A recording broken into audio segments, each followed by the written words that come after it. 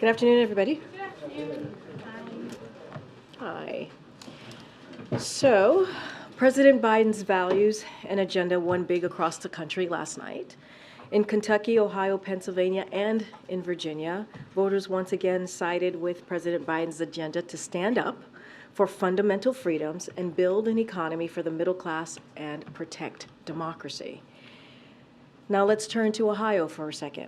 On the heels of an attempt to weaken voters' voices at the ballot box in August, the people of Ohio voted decisively last night to make reproductive care a constitutional right in their state. Ohio is now the seventh state where voters turned out in droves to reject attempts by Republican elected officials to impose extreme abortion bans since the Supreme Court overturned Roe v. Wade.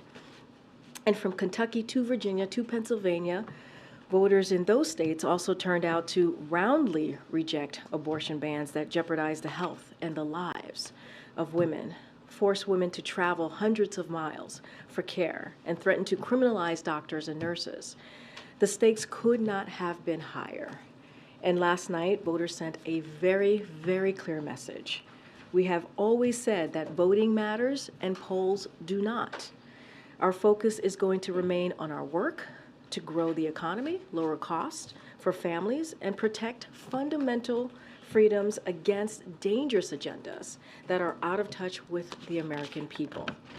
Now I want to turn to what's going to happen at 2 o'clock today. Domestic Policy Advisor Neera Tanden will brief the American Jewish community on the ongoing implementation of the national strategy to counter anti-Semitism, including the administration's response to the rise of anti-Semitic incidences on college campuses. We continue to see an alarming trend of anti-Semitic threats and attacks targeting Jewish communities across the country, disturbing acts like ripping down posters of Jewish held hostages by Hamas, vandalizing Jewish institutions, threatening to commit acts of violence against Jewish students, Jewish faith leaders, and Jewish communities inflame tensions, stoke fear, and are completely unacceptable. The president strongly condemns these brazen acts of anti-Semitism and has repeatedly made clear targeting Jews because of their beliefs or their identity is unacceptable. Make no mistake, we will continue to speak out against hate of every dimension. And that is why, just last week, you heard from this administration. The president and vice president announced that the administration will develop the first U.S. national strategy to counter Islamophobia in the United States. Anti-Semitism, Islamophobia, and other forms of hate have no place in America, and we strongly condemn anyone who seeks to harm Jewish, Muslim, Arab, and Palestinian American or any other communities, and we will certainly continue to speak out. With that, Admiral is here again today just to give any updates on what's happening in the Middle East and take any of your foreign policy questions. Admiral? Afternoon, everybody. I think you saw that Secretary Blinken attended a meeting of G7 foreign ministers in Japan.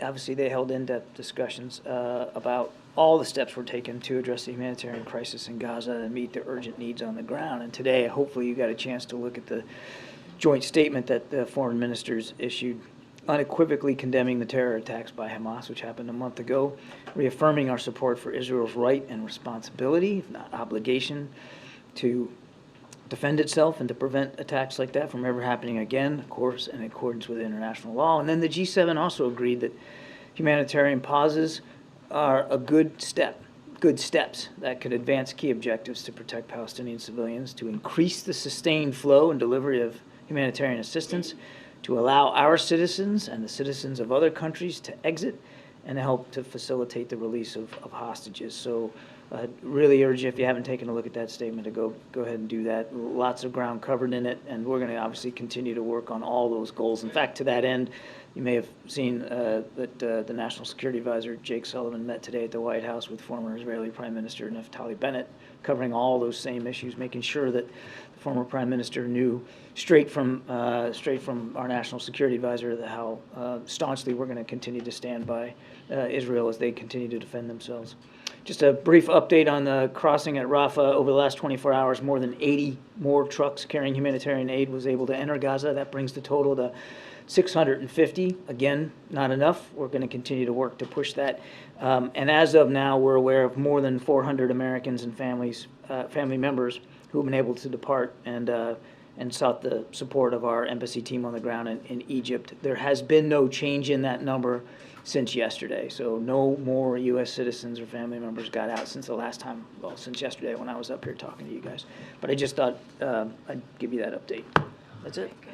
Quickly on that last point, is there a reason why that more Americans have not left? And do you have an update on an estimate of the number of Americans who are still in Gaza now? Well, with the fact that we know we got 400 or so out so far, that leaves a population of about 500 to 600 left when you count family members in there.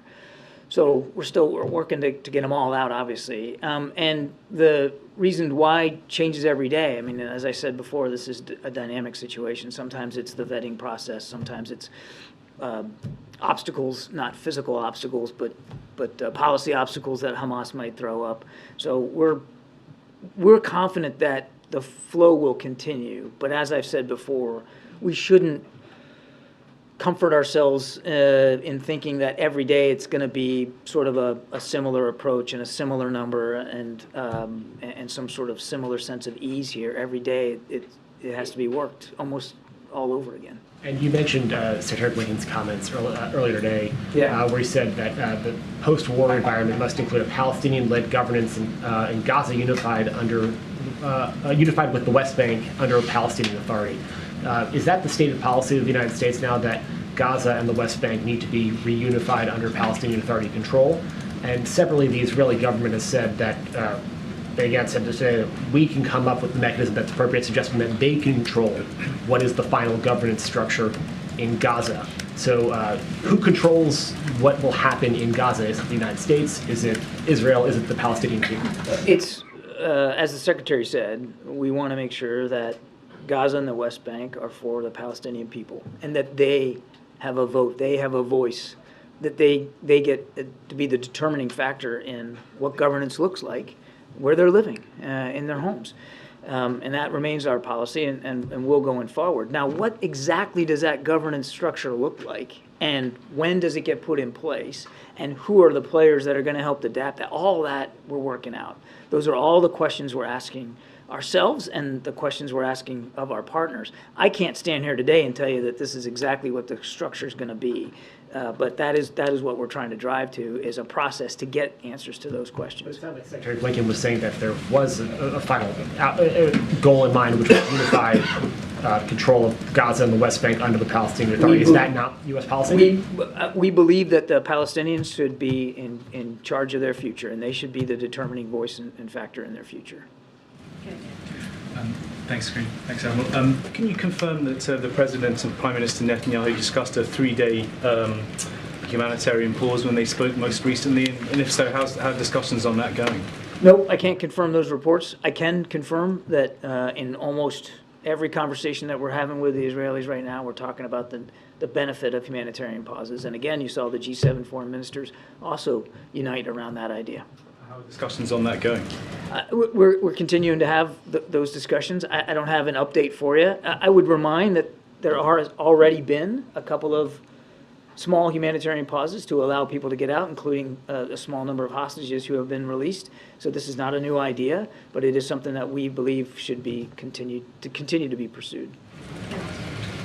The Secretary of State in his comments today also referred to a, quote, transition period after this conflict. Could you expand on that and explain what does a transition period look like to this administration? I think he was referring to this idea that, and it came up yesterday, where Prime Minister Netanyahu talked about an indefinite period where they would be on the ground. I think he was referring to the idea, the fact that in the immediate aftermath of conflict, it's certainly plausible that for at least some period of time, Israeli Defense Forces are still going to be in Gaza to manage the immediate aftermath and the security situation. But that nothing's changed about our view that shouldn't be the long-term solution, that it shouldn't be about an IDF reoccupation of Gaza as a long-term governance solution. One additional question. The UN Commissioner for Human Rights said today after visiting the Rafah border that, quote, he was witnessing the gates to a living nightmare. And he said that while Hamas, what it did on October 7th was a war crime, he also has concerns about the collective punishment of Palestinian civilians amounting to a war crime. What is the administration's response and suggestions, I guess, to what he is saying? Well, again, without responding directly to every comment made by every official around the world, I would just tell you that we're watching these events as closely as we can, of course. We're in constant touch with our Israeli counterparts. We're not going to react to every event on the battlefield, but we are continuing to stress to our Israeli counterparts, and you heard that from Secretary Blinken as recently as today, to stress to them to be as cautious, careful, and deliberate as possible, and to avoid taking civilian life as much as they can in the prosecution of these operations. Now, you had asked me yesterday about Golan Heights, so. About it earlier too, but go I ahead, know. please. So I just wanted to be fair here.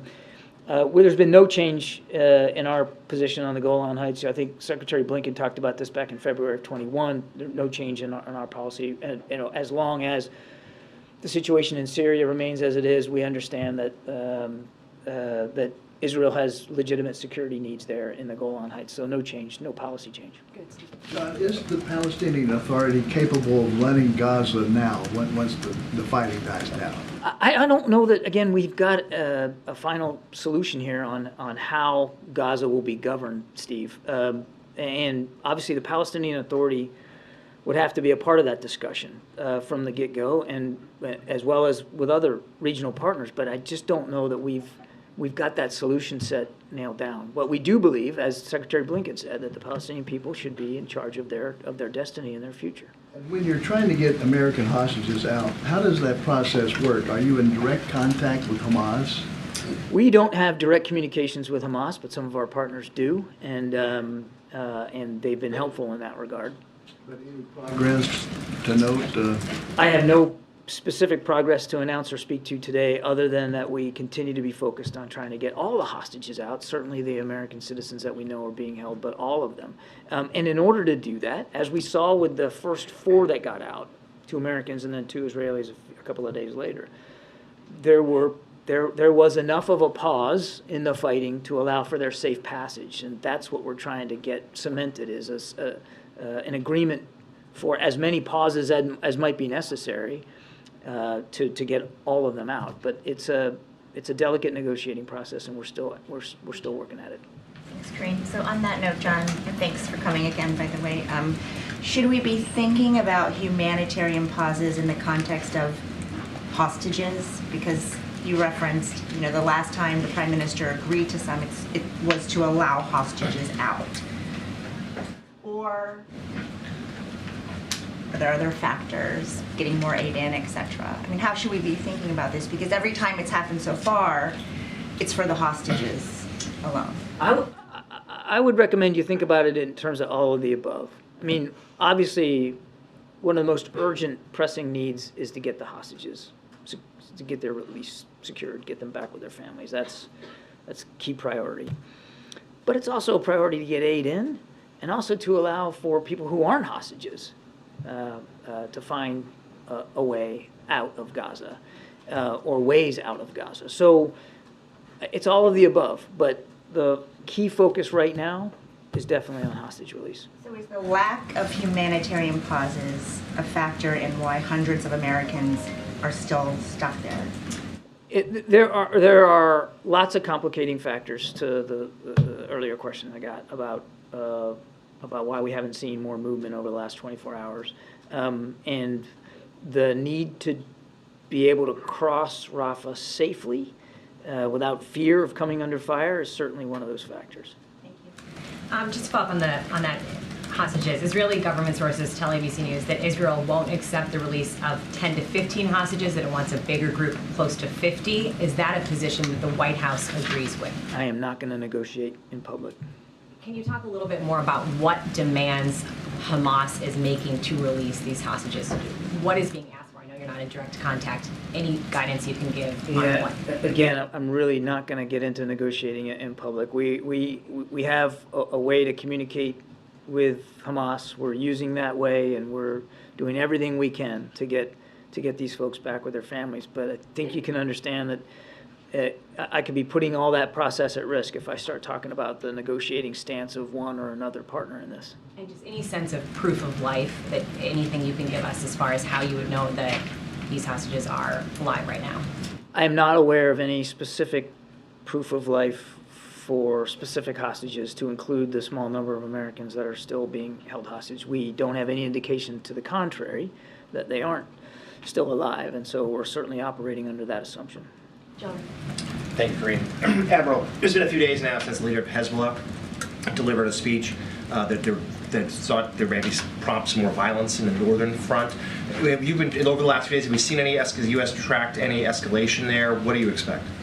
We've seen some rocket attacks from southern Lebanon into northern Israel, but we have not seen some sort of wholesale effort by Hezbollah to join this fight or to open up a quote-unquote second front. And as a follow-up, is there a sense as to what sort of role at the moment Tehran might be playing, sort of any sort of communication with the forces there in the north? You mean Hezbollah forces? Well, I mean, aside from the fact that they continue to resource train and provide capabilities to Hezbollah, I'm not aware of anything overt that I could speak to today. But I mean, I don't want you to take away from that we're sort of blind to the fact that Hezbollah is supported by Tehran. Thanks. John, we're reporting that Qatar and Egypt are negotiating some kind of deal with Hamas to release up to 15 hostages if there is a 48-hour humanitarian pause. Is that something the U.S. would support, or? I just got that question. I'm not going to negotiate in public. And can you talk, I know you talked about the universe of hostages. How much does the U.S. know about who they all are? Do you feel like you know, sort of have identified who all these people are? Who the American hostages No, are? I mean the entire group of hostages. Are you confident in who they are, where they're from, who these people are? I don't know the degree to which that we in the United States here have perfect visibility on all the identities of all the hostages. That has been an effort that we've been working on with our Israeli counterparts. Certainly the Israelis are also working hard to make sure they know who's in that population. We have a good sense of the small number of Americans who they are, but out of privacy concerns, we're obviously not going to talk about that. How many pauses it would take to get everyone out? It would depend, honestly, on what's negotiated, how much in each pool, and over what period of time. So I can't give you an exact figure. What I can tell you is that we want to stay open to the idea that it might take, in fact, likely could take, more than one humanitarian pause to get them all out.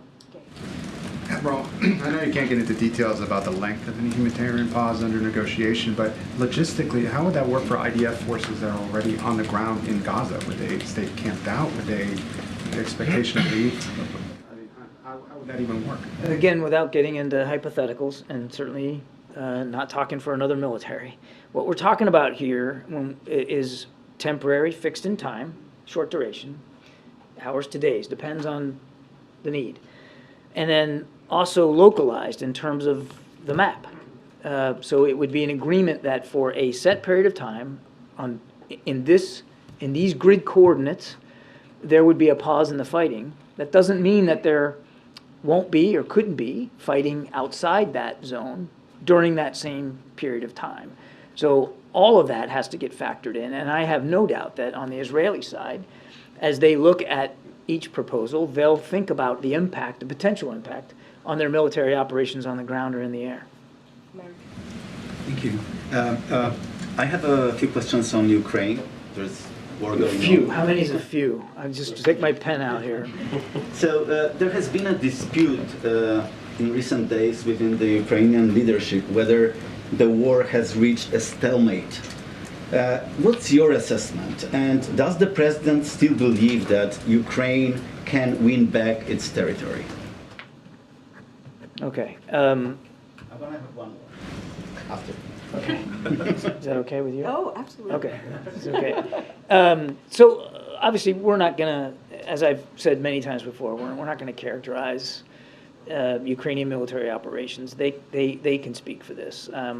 President Zelensky talked about this on Sunday, that he does not believe that they are in a stalemate. But that is for him and his commanders to talk about. What I can tell you is that the front from the Donbass area all the way down towards Zaporizhia and beyond, I mean, remains an active front. And there is fighting along that front, all along that front. The Ukrainians will be the first to tell you that they aren't making and haven't made as much progress on this counteroffensive as they would like. And that's why we are so focused on making sure that we continue to provide security assistance to them so that they can make the most of the time they have left before the weather's really going to set in and make it harder for them to make any progress. And your question, does the president believe that they can? Absolutely, we believe that they can win back their territory. I think they've been underestimated since the beginning of this conflict. They're capable, they're strong, they're brave. They've got good command and control, and there's no doubt in our mind that they can continue to succeed. But you know, the enemy gets a vote. Russia's planted tens of thousands of mines all along that front, making it harder for them to advance. And as I said, the weather's not going to be cooperating here for much longer. On security assistance for Ukraine, a group of Senate Republicans demand border security measures, including changes in asylum policies, as a condition for further aid for Ukraine. Is the president open to such changes? And how much funds do you still have available for Ukraine from the previous appropriations? On your first question, I would just say that the reason why the president included border security funding in the supplemental is because he agrees that we need cooperation from Congress to improve our capability at the border. And if they are serious about wanting to help with border needs, then pass the supplemental request that the president submitted. And as for the money that's left, what I can tell you is that roughly of the total funds that have been provided to Ukraine since the beginning of the war, which is in excess of $60 billion, and that's not just security assistance, that's economic and financial assistance, humanitarian assistance. We've gone through about 96% of what's left, and greater than 90% of security assistance, replenishment funds, have been expended now. And the Defense Department is down to about $1.1 billion of replenishment money left as we head into the wintertime. So, as I've said before, the runway is getting shorter, and that's why we need that supplemental request approved. That was a few. If I could, thank you. UN Chief Antonio Guterres today was talking about the number of deaths that have occurred in Gaza, and he said that there is something clearly wrong in the way the Israeli military operations are being run. Does the U.S. agree with that assessment? Again, I'm not going to armchair quarterback this fight from this podium. We're not going to react to every event, every strike on the ground. We are going to continue to provide Israel with what it needs to defend itself and to go after Hamas leadership. And we're going to continue to urge them, as you heard Secretary Blinken say today in Tokyo, to urge them to be as cautious and deliberate when it comes to civilian casualties as possible. We recognize that many, many thousands of Palestinians have been killed and wounded in this conflict. And each one is a tragedy. We grieve and mourn with each family that is grieving and mourning. And that's why we're going to continue to stress that the law of armed conflict be fully and completely complied with. And one thing that falls a little bit under your purview, something that the White House and campaign and the president's allies often say, is that one of his selling points is his leadership on the world stage, pointing to Ukraine, Israel, his ability to reinvigorate NATO. Yeah. But a CNN poll released just yesterday found that only 36% of registered voters believe Biden is an effective world leader, and that Trump, 48% believe he is. Were you surprised by that number, and where do you think the disconnect is? We're not focused on polls at the National Security Council. It's not gonna govern the kind of policies that we're developing, the options that we're providing to the Commander-in-Chief, or the way we're executing on those options. We're just not fixated on that. We're fixated on defending and protecting our national security interests around the globe. And again, without going into the litany that would take me probably an hour to get through, I can point to chapter and verse of things that this president has done on the world stage to advance those national security interests. John, does the president think that Israel's plan to oust Hamas is achievable militarily? The president believes, because he's seen it on our own, on the efforts to go after ISIS and after al-Qaeda, that it is absolutely possible, through military and other means, to disrupt and degrade, if not decimate, a terrorist network's ability to resource itself, to plan, to operate and execute attacks. We're not going to, again, characterize or analyze publicly Israeli war plans. They should be the ones speaking to that. Right now, they are focused on putting pressure on Hamas leadership, specifically in Gaza City. And they are pursuing that through military means. And again, we're doing everything we can to help them. How important is the timeline to that belief that this is achievable? And the reason I ask is because of this polling that shows Americans are very deeply divided on Israel's counterattack. Only 36% said it's very important or extremely important to provide aid. 40% of Americans said the military response has gone too far, and among Democrats, that number is 58%. So is he at all concerned about backsliding in support for this mission among key constituencies of his base? As a leader who has been, deeply involved in the Middle East for much of his public life, he understands that there's a lot of complex history here, and he also understands that right now there's an awful lot of strong feelings on all sides about what's going on right now. He appreciates that, but he's not going to develop policy options here for the United States or administer our national security interests, again, according to polling data, which shifts and change.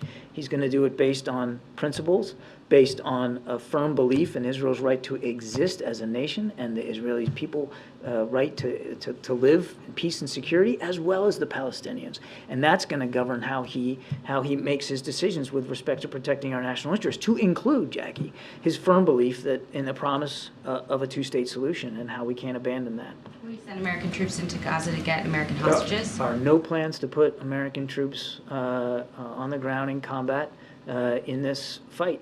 We are pursuing a series of steps, largely through negotiations, to get our hostages out. Thank you, Karine. John, do you think that Hamas, or do you believe that Hamas is holding all the hostages in Gaza? Or do you think there is other groups like Islamic Jihad or maybe others, and do you use the same channel of communication via your partners to trying to deal with them? We don't have a perfect picture about where everybody is, what condition they're in, or how they're being held. We cannot rule out the possibility that other groups than Hamas may have hostages that they're holding. Okay. And yesterday you said there is no red lines militarily for Israel, but is there any political red lines?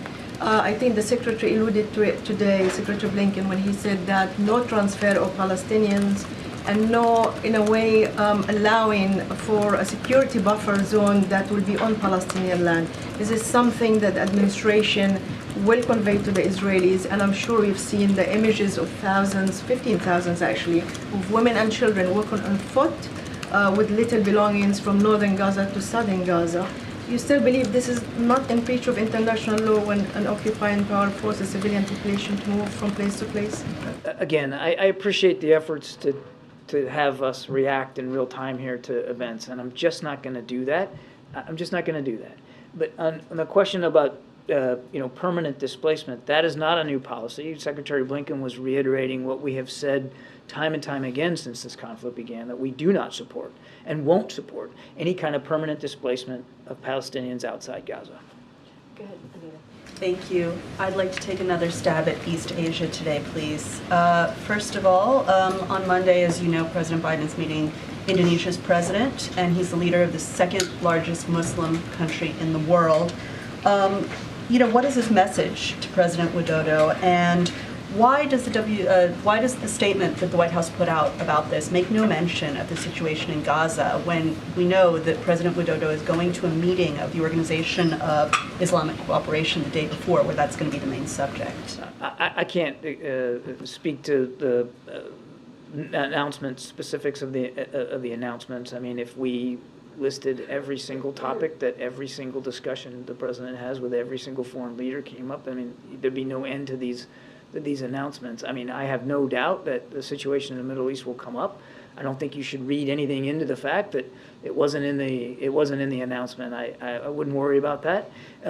Clearly, there's a lot on the plate to discuss with the president, and President Biden looks forward to that, particularly when it comes to the security, economic, and diplomatic challenges that remain in the Indo-Pacific. Quickly, can you just confirm, Japanese media is reporting that November 15th is the date of the Biden-Xi meeting. Can you confirm that and just preview that for us, please? No. And no.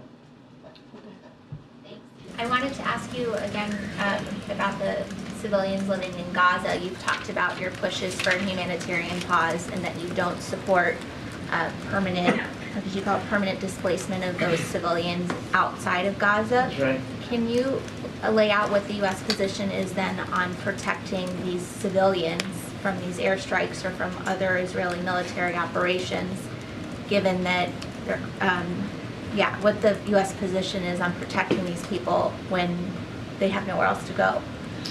You're talking about the civilians that are moving to the south or are near the crossing. Yes, with the caveat that we are not involved militarily in this conflict. Obviously, we continue to urge our Israeli counterparts not to take military action, strikes, that would put innocent civilians in greater harm's way, particularly, in all cases, but certainly particularly in those cases where these folks are doing exactly what they've been asked to do, which is move out of North Gaza and into South Gaza and to collect near the crossing as we continue to try to get folks out. So we've been very plain about our concerns over military action that could put those folks in greater harm's way. Are you putting any pressure on neighboring countries to take in Palestinians fleeing Gaza temporarily? I know you said you don't support permanent displacement, but what about a temporary solution? That's going to be up to those countries to decide whether they're, what their refugee policies are, and I'm not aware of any specific asks that we're making of other countries to take in a certain number. We understand that most people, most Palestinians, they don't want to leave. I mean, it's home, and we know that some of them are worried that if they were to leave, that they might not be able to go back in. It's not. The most pressing issue right now is the internal displacement of more than 1 million. I think it's like 1.5 million right now, and making sure that they're as safe as possible, to your first question. But I'm not aware of any specific discussions we're having with other countries about refugee resettlement. Thank you. Yes, ma'am. Thanks, Karine. Admiral, thank you. 2 questions. First, on the Middle East, understanding that it's been closed for security reasons, can you say when you think Rafah will reopen fully?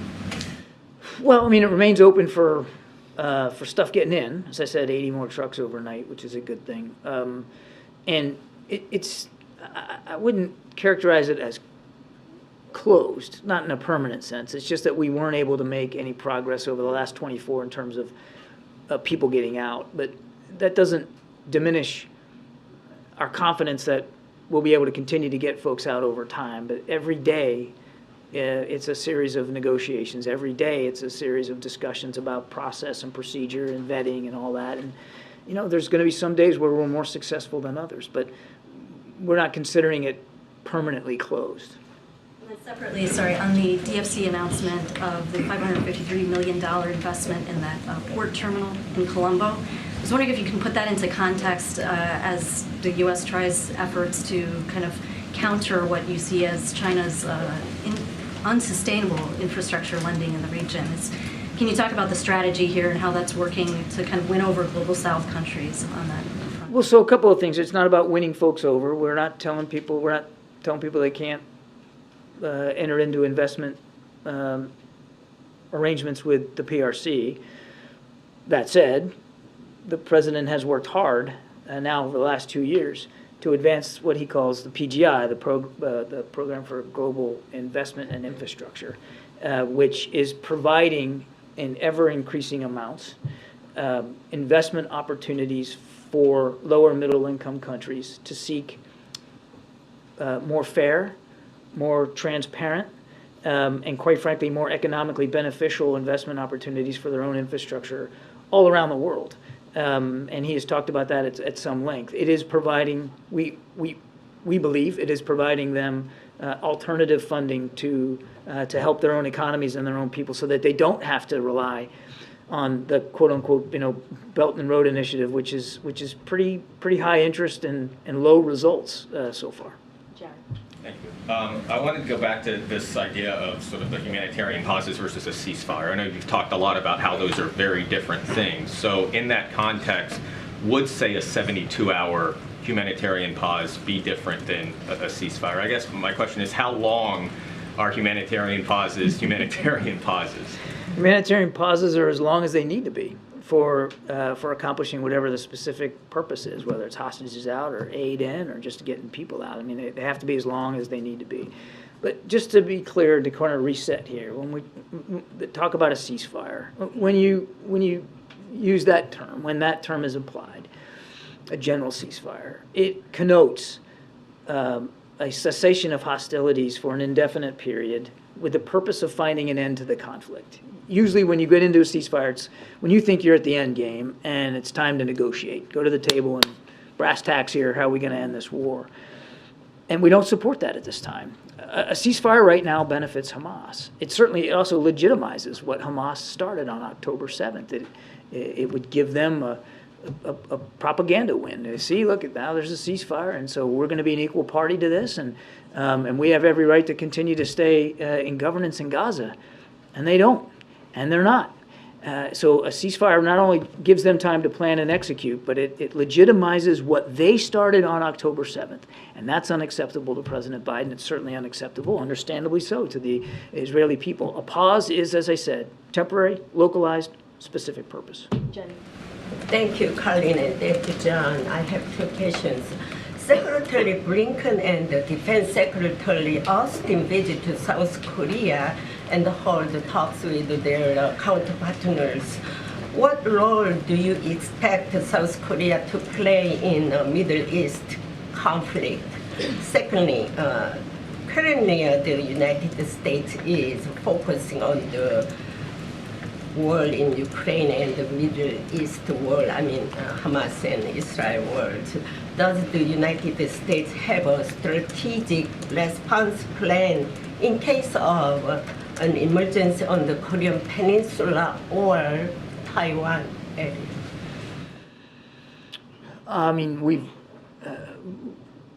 we always strive to be prepared for contingencies on the Korean Peninsula and in the region. And the president has devoted a lot more energy and effort and resources to making sure that we can meet our security commitments to the Republic of Korea, including additional training and exercise events, improving our intelligence collection capability off the peninsula, and of course maintaining a very robust military force in the Indo-Pacific naval, air, and ground.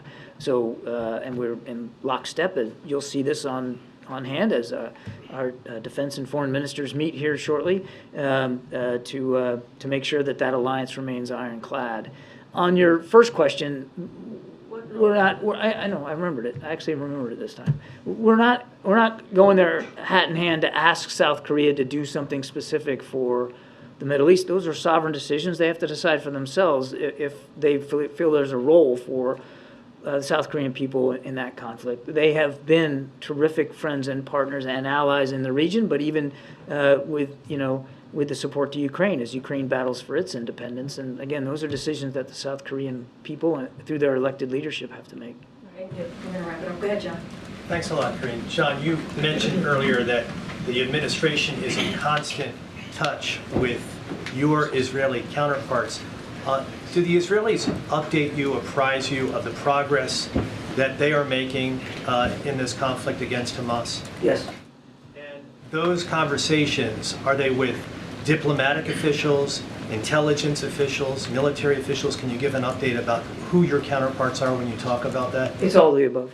And next week, the APEC summit, it's taking place while two conflicts are ongoing in Ukraine and also this war between Israel and Hamas. How important is next week's APEC summit given all of that that's going on? I think it underscores how important these kinds of relationships are, these kinds of conversations are, particularly with our friends and partners in the Indo-Pacific. You can't. Yes, we're focused on what is going on in the Middle East and in Europe, but we have not and will not turn a blind eye to the security challenges that remain in the Indo-Pacific. And there's a lot of crossover because there are certain governments in the Indo-Pacific that are watching very closely how the United States manages support to Ukraine and support to Israel, and maybe divining certain lessons from that. So it's all the more important that we have this discussion in San Francisco. I'd like to circle back to Ukraine with all of the concern about what's going on in the Middle East. And again, as we just discussed in the Indo-Pacific, we also have some concern among the people who have left Ukraine, who are in the United States, worrying that perhaps it's become a forgotten war and that it's a lower priority. Are there any assurances from the administration that could assuage those concerns? Look at the supplemental request that the president submitted just a couple of weeks ago. Biggest chunk of that is for Ukraine, for economic assistance, for security assistance, for replenishing our stocks. I think, we prioritized it appropriately, and obviously it's not something at all that we're walking away from, and in fact, quite the contrary. Manu, you have the last one. Thank you. Given that India has a good relationship with both Israel and Palestine, do you see any role for India in resolving the issue? Given that in the last few years, this administration has worked with India in working with other countries in the region, like I2U2, the IMEC corridor. To the Quad? Yeah. No, but India is a key strategic partner, and I think you saw that on full display when Prime Minister Modi was here. But we'll leave it to the Indian government and the Prime Minister to decide what their stance is going to be on any particular crisis or contingency around the world, to include the Middle East. But they remain a key strategic partner, and we're dedicated to advancing that partnership every single day. Thank you. Appreciate it. Thank you so much. Thanks for coming back. All right. Okay, Zeke. Government is going to run out of money in 9 days. Can you update us on what the president is doing to stop that from happening? Does he plan to speak with the speaker, with congressional leadership, have them over here? So we don't have any readout or potential calls on the president's outreach to members of Congress in the next upcoming days. What I can say is, and I'm sure you guys have reported this, is that the OMB director, Shalonda Young, is continuing to do outreach, and she is on the Hill to outreach to members of Congress today, and certainly laying out the urgency of making sure that our national security and domestic supplemental, which, as you know, is our emergency needs, are certainly met. As we know as well, there is bipartisan support for those supplemental asks that the president has made. And also, as you know, as the Admiral just mentioned, it includes Ukraine, Israel, and some critical humanitarian assistance. So we're continuing to have those conversations.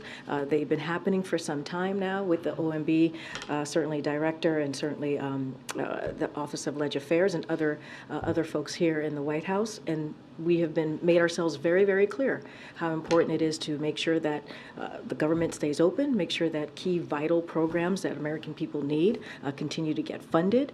It is important. We should not be here again. Congress has to make sure they do their jobs. And so that's been very clear. This is something that they have to act on. This is something that they can avoid.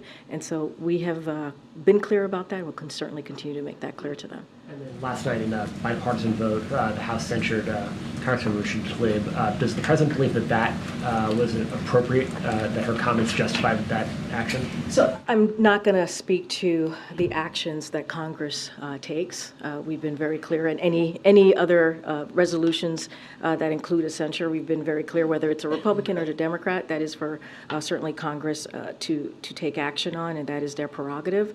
We've been clear. You've heard from members of NSC, whether it is the Admiral or whether it is John Feiner who spoke to this, that when it comes to the phrase that was used from river to the sea, it is divisive, it is hurtful, many find it hurtful. and also many find it anti-Semitic. And so obviously we categorically reject applying the term to this conflict. But I will more broadly say, and this is something that John Feiner said when he had his interview on Sunday on Face the Nation, we respect that there are strong feelings about the war in Gaza, and and there are legitimate public debates and concerns about how it is being fought.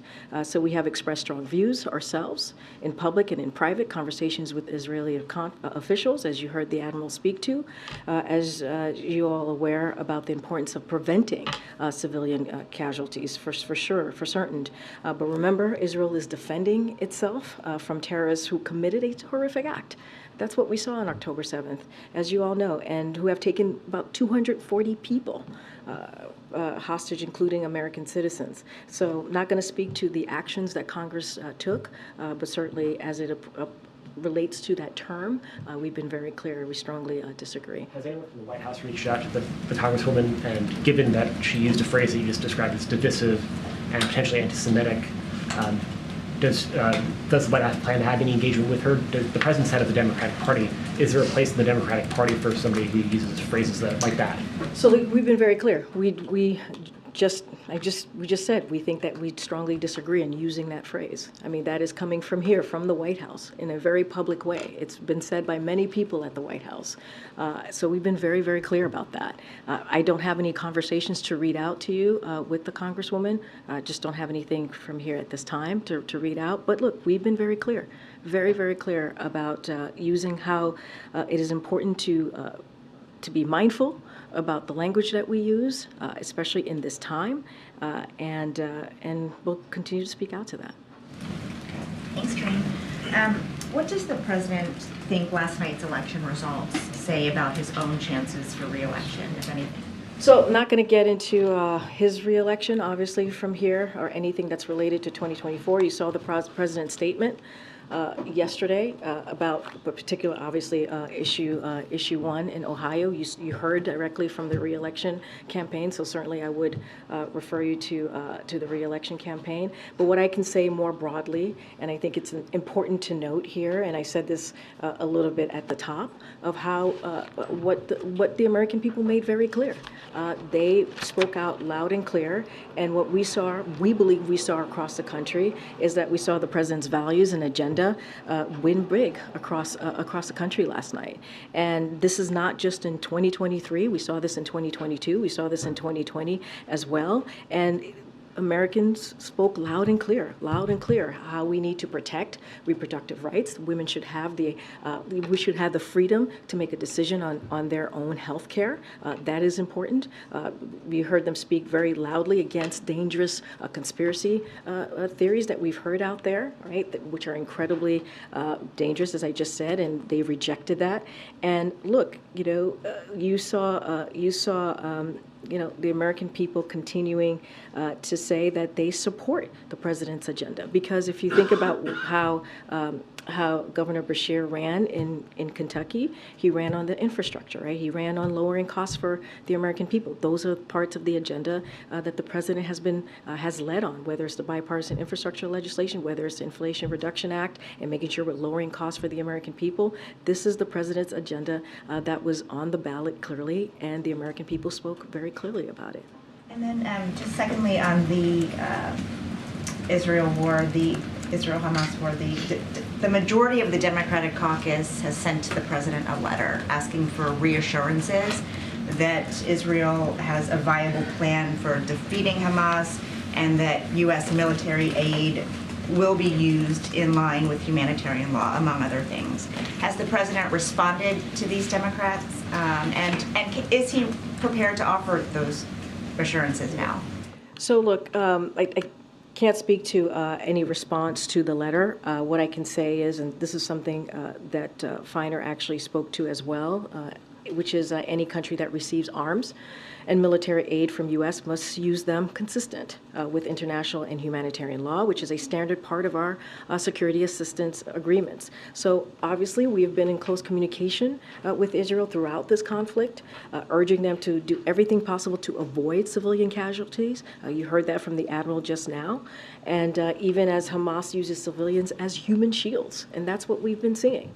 And so as we've seen events take place that concern us, we will continue to raise those directly with the government of Israel, and that will not stop. There is constant communication with them obviously from here with the Israeli government, and that's going to continue. Okay, Gabe. Thanks. Thanks, Karine. Does the White House believe that abortion is the defining political issue heading into 2024? So I'm not going to speak to, obviously I'm not going to speak to 2024, and on that, I'm just going to be very careful. I'm going to refer you to the campaign on that. But what I will say is that, again, the Americans were very clear last night. They spoke in a loud and definitive way, and they believe that politicians should not have a say in making decisions, especially women making decisions on their reproductive health care. And that's what we've heard, and this president and this vice president is going to continue to support and be in strong support in making sure that women have the right to make their own decision and make sure that Roe v. Wade becomes the law of the land. You've heard that from the president over and over again. Obviously, he put out a statement to this last night. You mentioned the president's agenda. Were the victories last night, were they more to do with Democrats' agenda or the president himself? A large number of people in exit polls said that he should not run again. So look, if you look at, again, I'm going to go to Kentucky, because if you look at what Cameron did there, he spent $30 million trying to connect the governor of Kentucky, Bashir, to the president, right? And he called it a Bashir-Biden agenda. $30 million. That's what he did. And so obviously the president was injected into that conversation, into that election. And what did the people in Kentucky say? They rejected that $30 million. They rejected what the Republican nominee for governor in Kentucky tried to do. And not only that, as I mentioned just moments ago, Bashir ran on infrastructure. He ran on lowering costs. Those are the president's agenda. But the president didn't go out and campaign himself on that issue. But it is rare for a president. It is rare for a president to go to a state that has been coined by all of you, a deeply red state.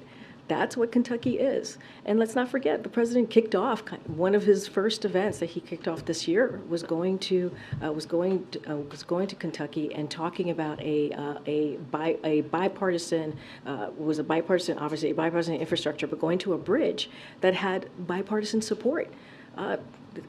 Governor Bashir was there. Mitch, I forgot his name, the Senate leader, Republican leader was there. And so you saw this bipartisan support for this bridge. It was really incredibly important. He literally kicked off this year going there. And so, look, it's very rare for a president to go again to a deeply red state. That is not something that any president would do. And so, look, the president's agenda was certainly, we believe, on the ballot. This issue of abortion, right, which we know how extreme Republican electeds have been in putting out national ban. And what did the American people do? They rejected that. They rejected the extremism that we saw from them. They rejected the conspiracy theories that we saw from them. And the president is going to continue to do the work of the American people and push forth what the American people want us to do here, and is to make sure we deliver. Is the Biden-G meeting in San Francisco totally locked in? It's going to happen 100% certain?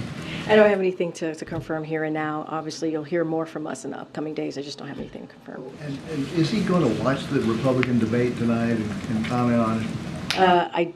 I don't have anything on the president's schedule for this evening. Obviously, it's going to be on the airwaves tonight. I just don't have anything to share on what the president's schedule is going to be for this evening. How much of the election returns did he watch last night? Well, as you know, the president made some phone calls, right, to some of the folks who whether it was Governor of Kentucky, who was obviously reelected, or some other Democrats who won last night, and so obviously he paid close attention to the results last night. I just don't have anything else. Okay.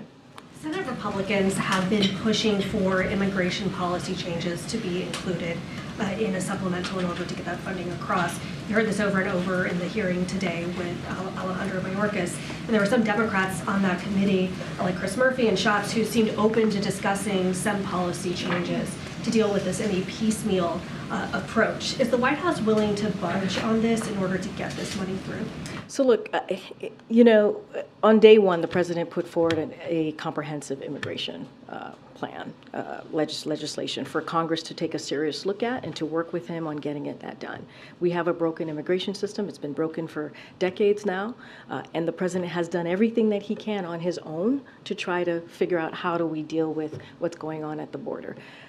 There is a plan out there. There is a piece of legislation out there from the first thing that he did on day one of his administration. And we put together, or we included the border security funding in the supplemental because we believe it is important to continue the funding that is needed to deal with this issue.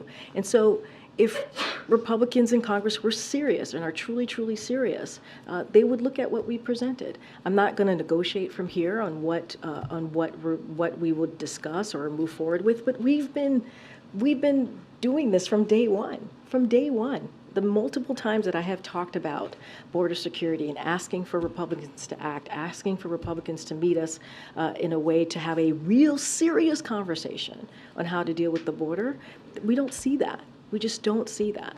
Well, are there border policy concessions is it possible that could be part of this? Look, I'm not going to go, point by point on what Republicans are putting forward. Not going to negotiate from here, but we have been doing this since day one of this president's administration, day one, on trying to figure out how do we deal with the border security issue. And he did that by putting forward a piece of legislation that is comprehensive and that deals with immigration in a real way. And what we have seen over and over again is political stunts.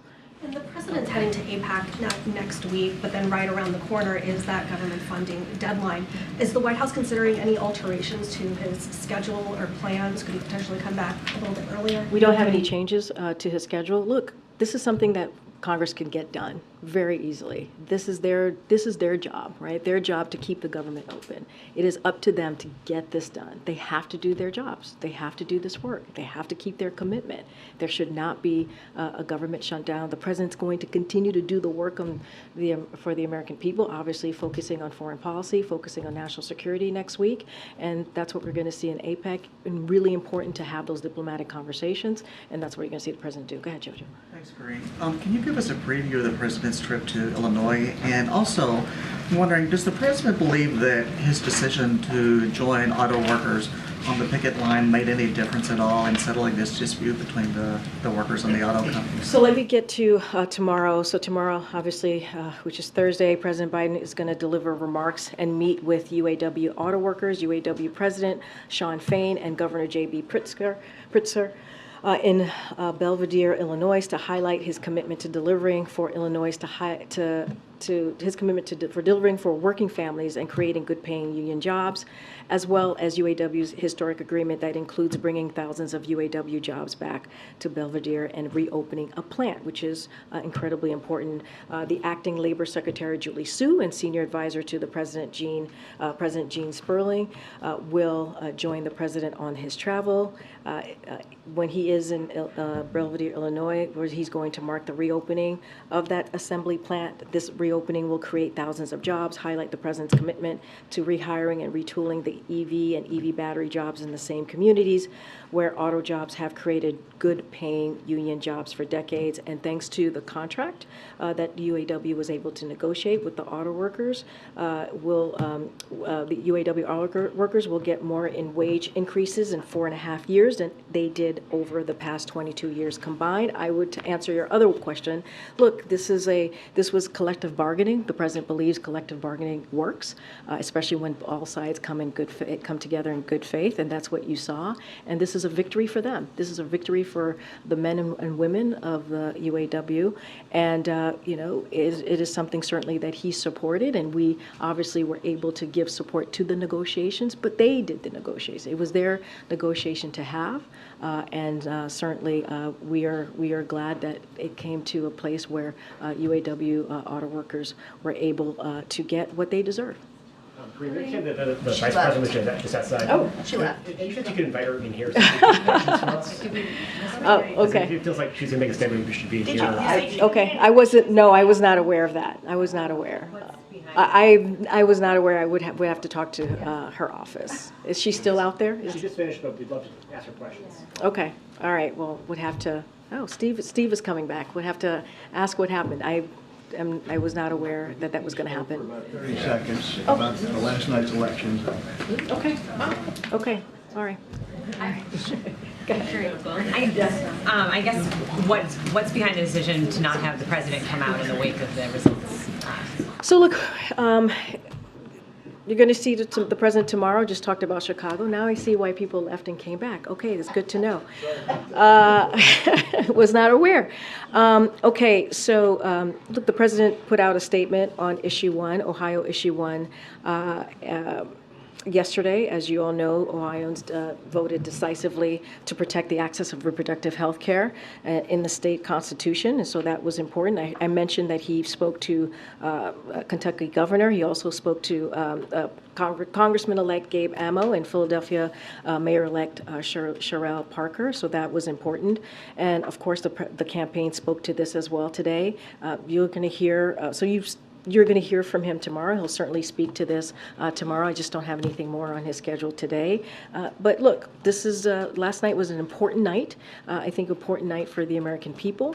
Like I said, they rejected these extreme policies that we have seen from the Republican Party, and also they lifted up the president's agenda, the president's values, and that's also important because what the president has been trying to do from day one is deliver for the American people, whether it's infrastructure, whether it's lowering cost for Americans, whether it is making sure that we protect our democracy. Those are the things that the president has been steadfast on, and this is what we heard from the American people in an overwhelming way. And also, let's not forget reproductive right that played a role in Ohio, in Kentucky, and Virginia. But then given those wins, how do you explain the president's low approval rating and the disconnect there? And look, I spoke to this yesterday, and what I said is you have to take these polls with a grain of salt, right? And I talked about 2020, right, and what we saw in 2020 and what was being reported then, and what we saw is a president that was able to bring an incredibly strong, diverse coalition to win in 2020. We saw the same thing in 2022. Back in October, or in 2022, we kept on hearing about a red wave that didn't materialize. Again, just going into this election, right? And so, look, we don't put much stock in polls. The president's going to focus on delivering for the American people. He has an agenda that is incredibly popular, and that matters. And that's going to be what the president's going to focus on. How do we continue to deliver for the American people? And that's the focus. So Senator Tuberville doesn't look like he's budging anytime soon on the Department of Defense nominees. Republicans met yesterday, and he wasn't moving. Does the White House believe that the Senate's going to need to change the rule in order to get the 400 or so? I'm not going to get into the rule changing of the Senate. That is their decision to make. We've been very clear about what Tuberville holds due to our national security, the threat that it has to our national security, and it's risky. It's a risk to our military readiness. It's hurting our military families, and certainly we strongly disapprove of this. And we've been very loud and very clear about our thoughts on what he's doing here. And so we are glad to see Senate Republicans speak up and also be vocal about this. Look, we need him to stop blocking these nominees, and we need them to get confirmed very quickly. And we need him to stop playing political games here. We should not be playing political games with our military. That is not how we should be moving forward here. Okay. Go ahead, in the back.